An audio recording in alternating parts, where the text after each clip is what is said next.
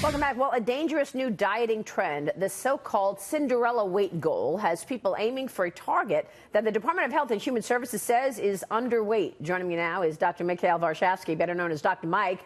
Dr. Mike, tell us about this diet. It just gets crazier and crazier, all these things that you see on social media. First, we had the Tide Pod Challenge, which is insane in its own right. And now this diet trend, it's not even a diet, it's a weight goal for kids to look like Cinderella, which is not a healthy weight. The formula that they give these kids to calculate what their weight should be would put them at a BMI of underweight, that category of being underweight.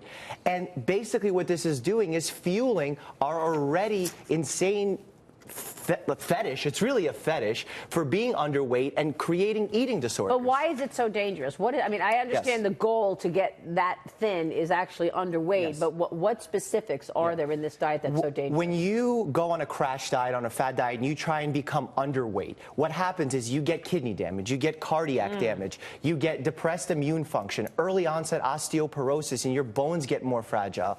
And what happens is when you develop an eating disorder, it's not just about your immune system or cardiac function, which is of course important, but it's a complex system of obsession, anxiety, depression. And luckily right now, this week is the National Eating Disorder Awareness Week. And this is the time that we need to take a story like this and put it out there, that we need to remove the stigma of talking about eating disorders.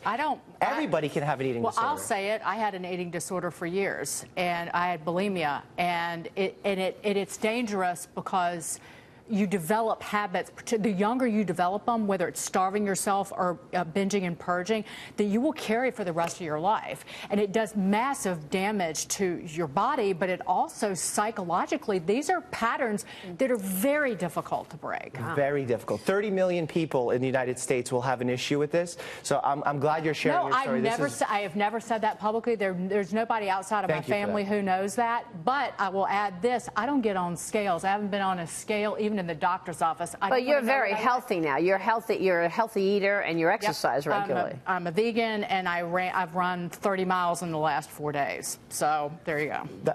Again, I applaud you for that, because we need more people like you to come out and talk about this. Because what happens is you see on social media all these crazy body figures, and it's really Photoshop, CGI, plastic surgery, and kids look at this and they think this is realistic. This is not realistic. And the parents do ignore the warning signs. You have to watch, particularly young women. There are warning signs like sneaky behavior, not eating at the dinner table, eating too much. There are a lot of things that the parents need to kind of open their eyes to. 100%. That's why I work at Overlook Medical Center and the Atlantic Health System, and we have an adolescent center for eating disorders. And the best thing, the evidence-based treatment that we focus on, is family-based therapy, because it's about parents who spend the most of their time with their children, who are the ones around during the meals, that have to take action with the help of a therapist and someone else from the hospital. So the healthiest way to eat and exercise is? Talk to your doctor, figure out what's best for you, because there's no individual thing that works for everybody. All right, Dr. Mike, always great advice from you. Thank you. Thank you. Dr. Mike there.